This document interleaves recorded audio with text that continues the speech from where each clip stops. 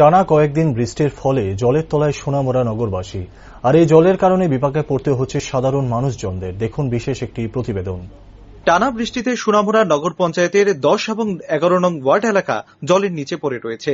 দীর্ঘদিনের এই জল জমার সমস্যা সমাধানে সম্পূর্ণ ব্যর্থ সোনামুড়া নগর পঞ্চায়েত। তামসাবাড়ি এলাকায় বন্ধ হয়ে রয়েছে সোনামুড়া এবং বক্সনগর যাওয়ার রাস্তা। এই জলের কারণে বিপাকে পড়তে হচ্ছে সোনামুড়া শহর লাগোয়া এনসি নগরের জনগণও। এক সাক্ষাৎকারে সোনামুড়া নগর পঞ্চায়েতের চেয়ারম্যান সারদা চক্রবর্তী জানান, নগর পঞ্চায়েতের 10 এবং 11 নং ওয়ার্ডগুলোতে সোমবার সকালে পরিদর্শন করেন। পরিদর্শনকালে দেখা যায় প্রত্যেকের ঘরে জলে পরিপূর্ণ হয়ে রয়েছে। জল নিষ্কাশনের জন্য সরকারের পাশাপাশি তিনি জনগণের সহযোগিতারও কামনা করেন। এই দুর্যোগ পরিস্থিতিকে মোকাবেলা করার জন্য সবাইকে এগিয়ে আসার আহ্বান রাখেন তিনি। তার পাশাপাশি তিনি দুঃখ প্রকাশ করেন, পরিদর্শনকালে দেখতে পায় জল জমার কারণে সাধারণ মানুষজনের রান্নার ব্যবস্থাও টুকু নেই, যার দরুন মধ্যাহ্ন ভোজনের আয়োজন করা হয় এবং আগামী দিনেও এইভাবে পাশে থাকার আশ্বাস প্রদান করেন তিনি। নগর পঞ্চায়েত শুধু 11 নম্বর না, নগর পঞ্চায়েত 10 নম্বর এবং 11 নম্বর দুটোই আমাদের এখন বর্তমান জলের নিচে আছে। আমি সকালে ভিজিট করেছি এবং দেখেছি সবার ঘরে ঘরেই জল।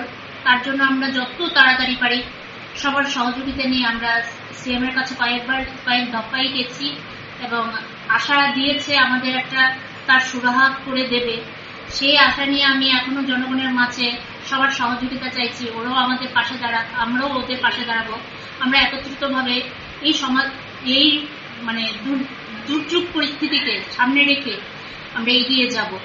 আর গিয়ে সত্যি খুব দুঃখজনক, এখানে গিয়ে দেখি ওরা রান্না করবে সেই জায়গাটুকু নেই।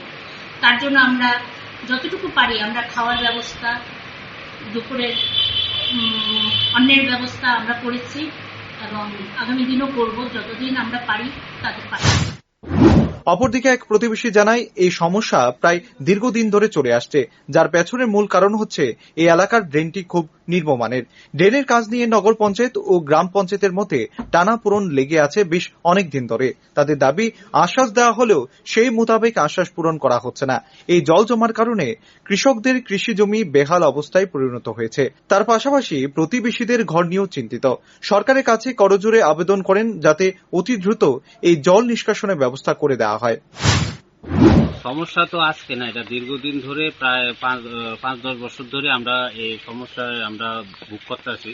আসলে বিশেষ কথা হলো এখানে যে ড্রেনিং ব্যবস্থাটা খুবই নিম্নমানের।